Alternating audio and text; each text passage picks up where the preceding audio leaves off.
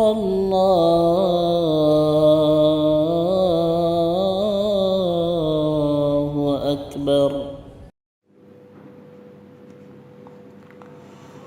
My respected brothers and sisters, Allah subhanahu wa ta'ala says in the Holy Quran, أعوذ بالله من الشيطان الرجيم بسم الله الرحمن الرحيم ولنبلونكم بشيء من الخوف والجوع ونقص من الأموال والأنفس والثمرات وبشر الصابرين ولنبلونكم بشيء من الخوف. Surely I will test you with a bit of fear and hunger. والجوع, and what? And hunger. ونقص من الأموال والأنفس, and loss in wealth and lives. والثمرات, and fruits. So Allah subhanahu wa ta'ala will test us. How? He is clearly telling us that He will test us with a bit of fear and hunger and loss in wealth and lives and fruits. It means the good results we will have sometimes, they will spoil. They will be under threat. وَبَشِّرِ الصَّابِرِينَ, and give good tidings to the patient. So with all these tests, when we will be patient, we will be steadfast on the path of Allah subhanahu wa ta'ala. He tells us that we will be able to become the sabir, among the sabirin,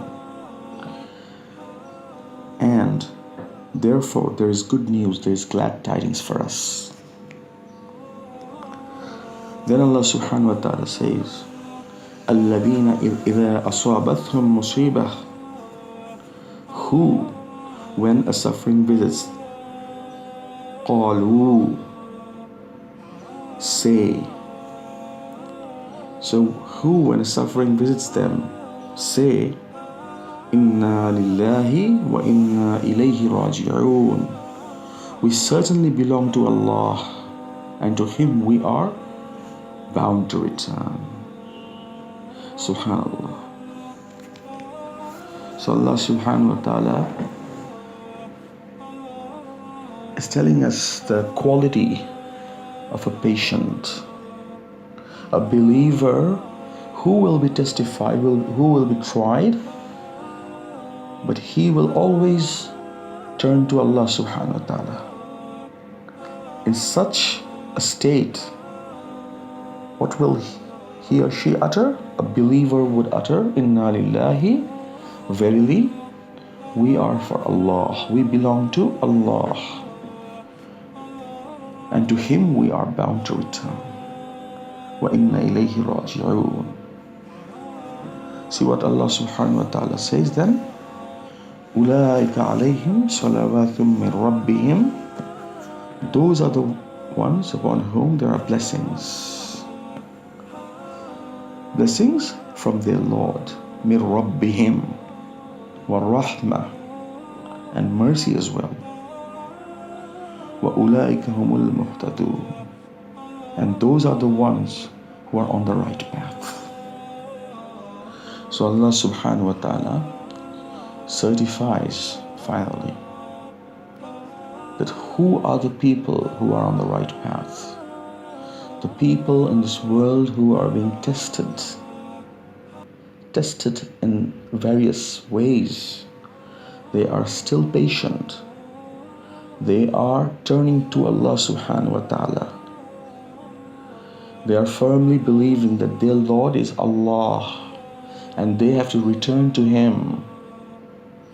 So in every situation, a believer is turning towards Allah subhanahu wa ta'ala, and Allah subhanahu wa ta'ala is certifying that these people are among the muhtadun, they are in the right path. Ulaika humul muhtadun.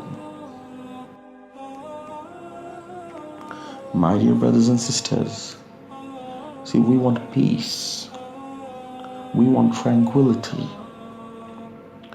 we want to live a life of happiness. But in this world, there will be tests, there will be sorrow, there will be sadness, there will be pain, there will be trauma.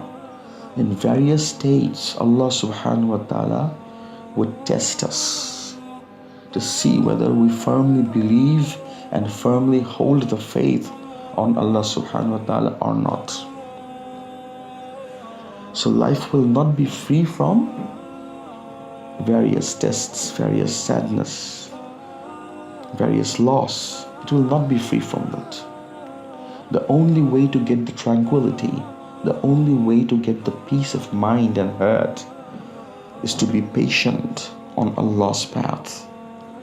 It means that we have to turn ourselves to Allah subhanahu wa ta'ala in every state. My respected brothers and sisters, there is no way that we will be able to skip the test of Allah subhanahu wa ta'ala when we are alive in this world. A person who is alive in this world, whether he has money or not, whether he has food or not, whether he is sleeping or awakened, whether he is in business or on service, or whether he is unemployed, in every state in this world, when you are living, when you are alive, you are in the state of test.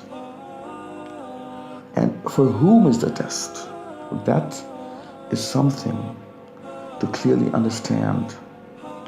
Today, being a Muslim, we are sometimes becoming so upset, and after some time, our sadness, our state of upset is even intensifying, that we are so much so we are aggrieved, and then we are depressed. May Allah forgive us. May Allah save us. When we reach the state of depression, we sometimes utter such words which seriously harm our iman, our trust and reliance on Allah subhanahu wa ta'ala. This is a clear state of failure in the test. How could a believer become depressed in this world when he is aware that this life is short, and the sadness and the happiness and whatever is coming into my life, it will not stay for long. Very soon I am to return to Allah subhanahu wa ta'ala. The objective of my life is simply to attain His pleasure. When this is born in the mind and in the heart, how can we utter the words which Allah subhanahu wa ta'ala dislikes? See, He is our Lord. He has shown us the right path. And we, being a Muslim, being a faithful servant and firmly believing in La ilaha illallah, how could I complain against my Lord? How is it possible? Today, my dear brothers and sisters, what has happened is that we have very little knowledge of Islam. We have very little knowledge of Quran and Hadith. We have become doctors, we have become engineers, we have become professors, we have become businessmen, we have become a husband, a housewife, a citizen of a country. However, unfortunately, we have lost our major identity, that we are a Muslim. We are Muslims. I am a Muslim. I have lost that identity, which is the major one.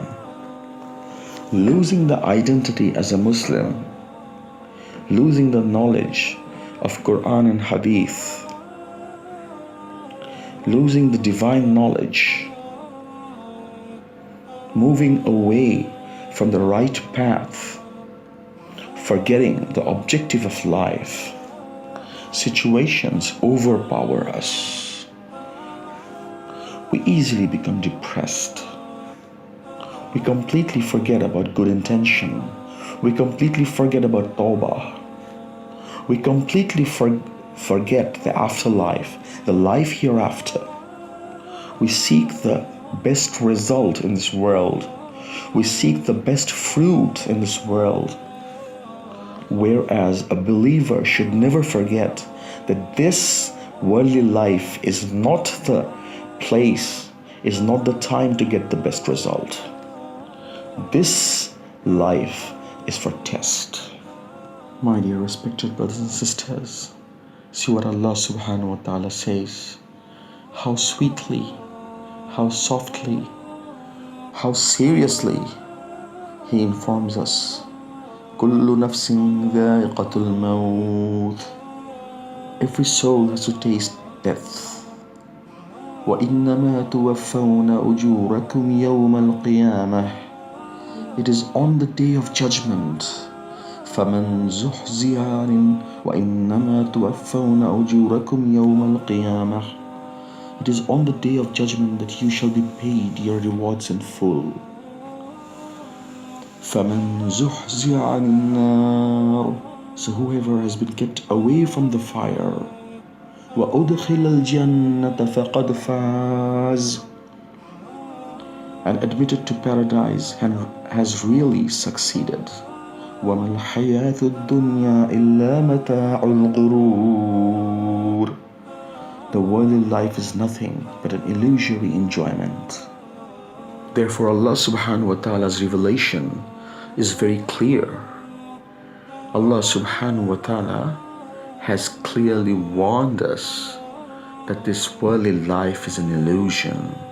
And on the judgment day, we will be provided with the full compensation, with the ultimate result.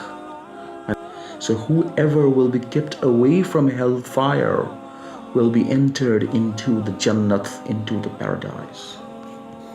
Now, my dear friends, the question is that we claim that we are Muslims, but how many among us have read this verse?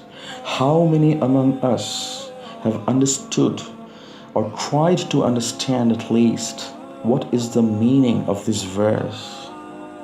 And if we know its meaning, how many among us have contemplated seriously and taken preparation for the afterlife? Unfortunately, very few, my dear brothers and sisters.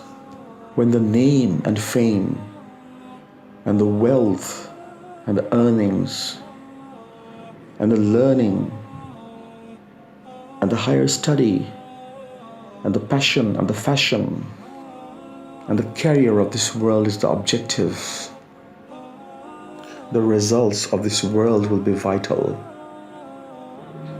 It is on the premise of the result of this world we will become happy, we will become sad. If you lose money, you will think that you are poor, you have lost everything.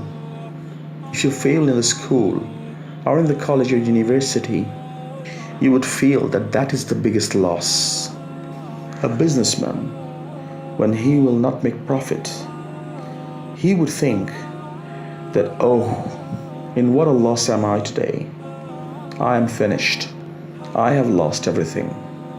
If you are unemployed and you don't have any job, you become depressed. You think that you are the saddest person in the world. Someone in the hospital, on the bed, he or she thinks that there is no unfortunate than me. Therefore, we define and we understand the value of life in terms of this world, my dear friends. Being a Muslim, understanding, perceiving this world in this way is such a big mistake. May Allah forgive us. We haven't read the Quran. We haven't read the seerah of our beloved Rasulullah sallallahu alaihi wasallam. And even if we did so, we did it so roughly, so carelessly, that the knowledge had no impact on us. We have been influenced by the world much more. We have thought that we will be ever living in this world and never exiting and never be dying. May Allah forgive us.